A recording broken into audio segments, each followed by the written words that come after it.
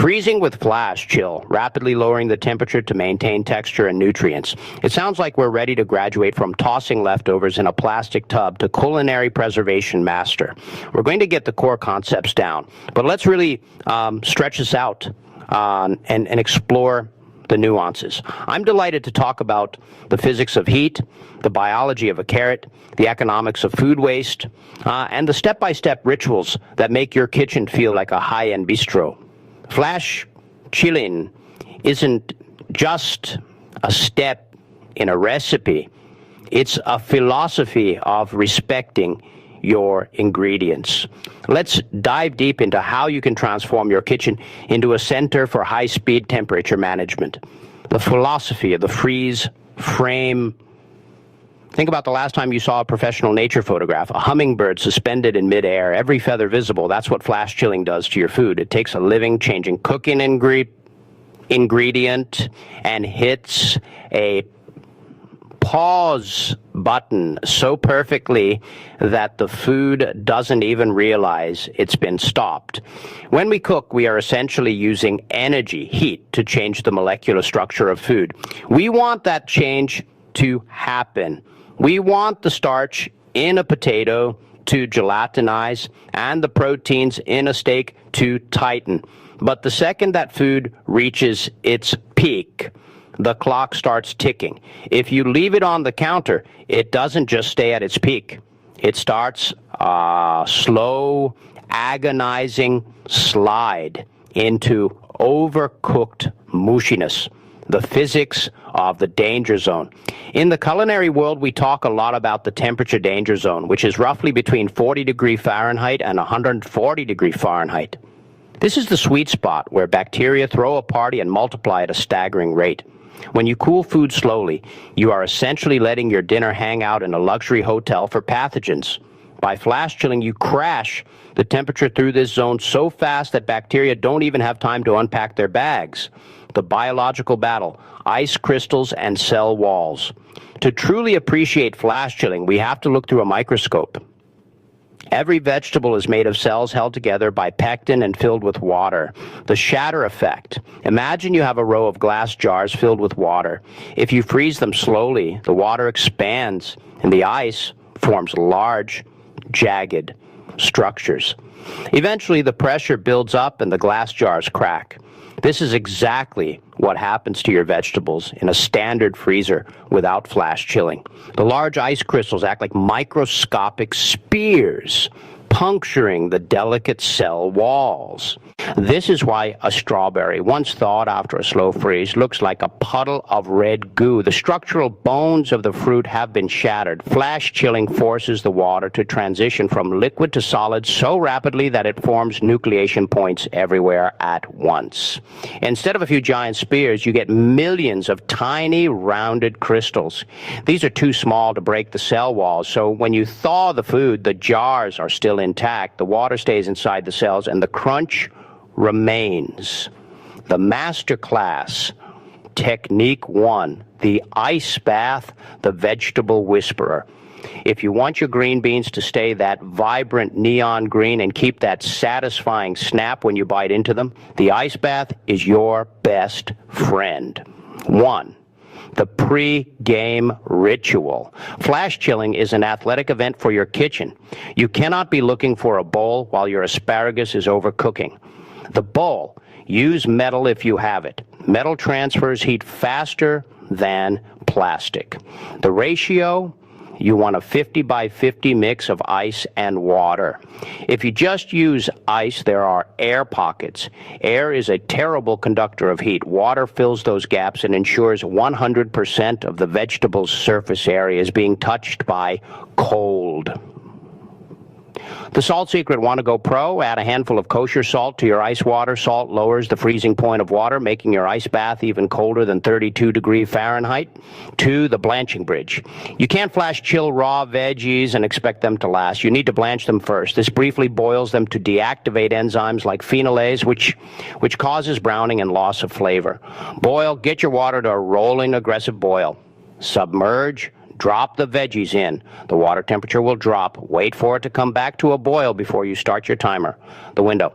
Most greens only need 90 seconds. Root vegetables might need 3 minutes. 3, the shock. This is the flash part.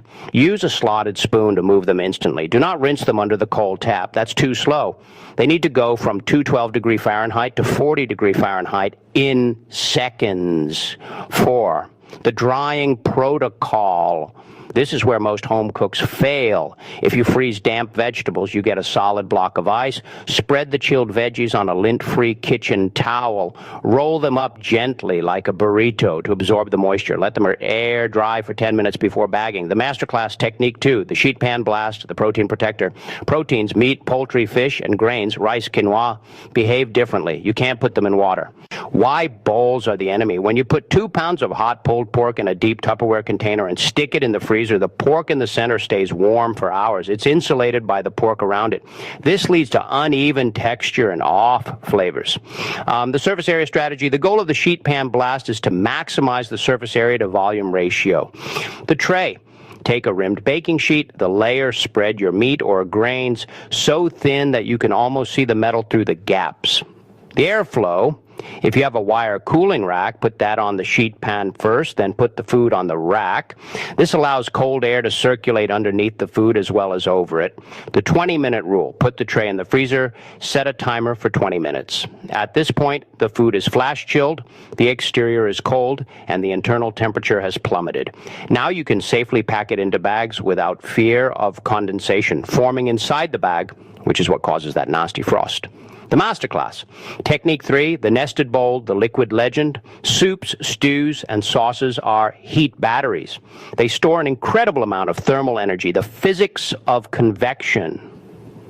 In a big pot of chili, the heat moves in convection currents. The hot stuff rises to the middle and the cooler stuff sits at the edges. If you just leave it to sit, it takes forever to cool. The double bowl method. Bowl. Transfer your hot liquid to a thin-walled metal bowl. Outer bowl, fill a larger bowl with ice and water. The interaction. Nest the metal bowl into the ice. The stir. You must stir. By stirring, you are manually forcing the hot liquid from the center to touch the cold metal walls. Pro tip, if you do this often, buy a cooling wand or ice paddle. These are plastic paddles you fill with water and freeze. You stick the frozen paddle directly into the soup and stir. It chills the liquid from the inside out and the outside in simultaneously. The long-term lock storage science. Flash chilling is only half the battle. If you don't store the food correctly, all that hard work is gone in a week. The enemy, sublimation. Freezer burn isn't actually burning, it's sublimation, where ice turns directly into water vapor without melting first. This happens when dry air touches your food and sucks the moisture out. Your defensive line. Vacuum sealing, this is the gold standard. No air, no sublimation. The displacement method. If you don't have a sealer, put your food in a freezer bag. Lower the bag into a tub of water, keeping the opening above the surface. The water pressure will push the air out. Zip it shut. Double wrapping. For meats, wrap them in wax paper or foil first, then put them in a freezer bag. This adds an extra layer of defense against the dry freezer air. Real-world application, a weekend meal prep scenario. Let's put this all together into a narrative. It's Sunday afternoon. You've just bought 5 pounds of fresh seasonal produce and 3 pounds of chicken breast. 12 p.m., you start the chicken in the oven. 12:10 p.m., while the chicken roasts, you prep your ice bath. You get 2 big metal bowls ready with ice and water. 12:20 p.m., you blanch your broccoli for 2 minutes. Boom, into the ice bath. 12:25 p.m., you blanch your carrots for 3 minutes. Boom, into the second ice bath. 12:30 p.m., you pull the chicken out. It's steaming. Instead of letting it sit on the cutting board, you shred it and spread it out on 2 wire racks over baking sheets. Into the freezer they go. On 12:45 p.m., you drain the veggies. They are cold to the core. You roll them in towels to dry. On 12:50 p.m., you pull the chicken out of the freezer. It's no longer steaming. It's actually cold. 1 p.m., You've bagged everything, labeled it flash chilled. I nominate dan and nominate don tukterik da bossi I nidi dynamender under saying under to the freezer. In 1 hour, you have preserved the nutritional integrity of your food. Because you cooled the broccoli so fast, it kept its vitamin C and sulforaphane, which degrade with heat. Because you cooled the chicken fast, it stayed juicy instead of drying out during the cooling process. The economics of the chill. We often don't think about the financial impact of flash chilling. The average household throws away nearly 30% of the food they buy. Much of that is because the leftovers didn't look or taste good, so they were ignored until they grew mold. Flash chilling turns your freezer into a grocery store. When you know that your frozen spinach will be just as green and tender as fresh when you saute it, you are more likely to eat it. You're not just saving nutrients, you're saving your hard-earned money. Summary of the flash chill lifestyle. Mastering these 3 techniques, the ice bath, the sheet pan blast, and the nested bowl, removes the guesswork from food preservation. You are no longer at the mercy of carryover cooking or freezer mush. You are in control of the molecular structure of your ingredients. It takes a little more effort in the moment, but the first time you bite into a fresh frozen snap pea that actually snaps in the middle of January, you'll know it was worth every second.